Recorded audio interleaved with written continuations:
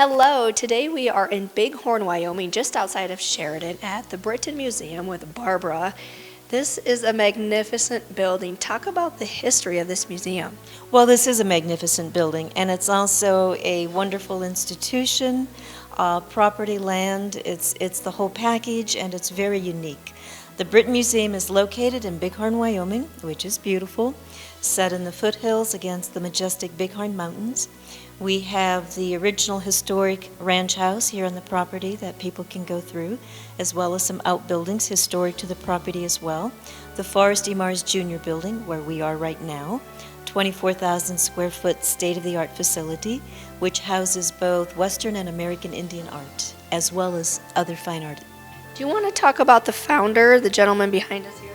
Well, yes. First of all, the property has a long history. It was homesteaded early, purchased by William Moncrief, who was a Scotsman in 1892, who actually established the Quarter Circle A brand.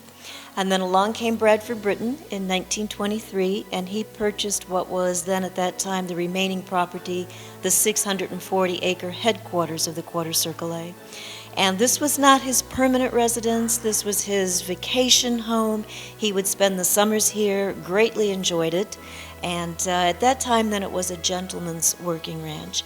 And Bradford collected fine art. He was interested in American art, American Indian art, Western art. So that's the nucleus, the core of the collection that we have. And he unfortunately died in 1936 at the early age of 55. And so the property was left to his sister Helen, who established the Bradford Briton Memorial. And it was her wish and Bradford's, they had an understanding that the property, the land, the holdings, the art would remain intact to be shared with the public. And then we reincorporated as the Brinton Museum, and that's who we are today. So we've greatly expanded, and we have a fabulous world-class collection of Western and American Indian art that tourists, travelers, the public should not miss seeing.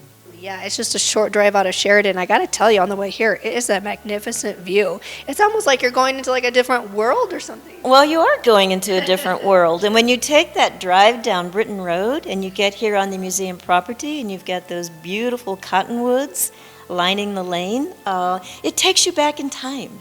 And I think that is one of the things that makes this museum particularly unique, is that we're not just a museum with a building. We have the land. We have 640 acres here. We are designated as an important bird area, IBA by Audubon. So we do birding programs on the property, preservation work, it's biodiversity. Would you want to talk about perhaps your hours or admission, or kind of how that goes for visitors who maybe want to come? Yes, first of all, I just want to thank our patrons and supporters. We have a large base of support from the community, which is, important to any institution. We are open right now Thursday through Mondays, but beginning Memorial Day, we'll be open daily, 7 days a week.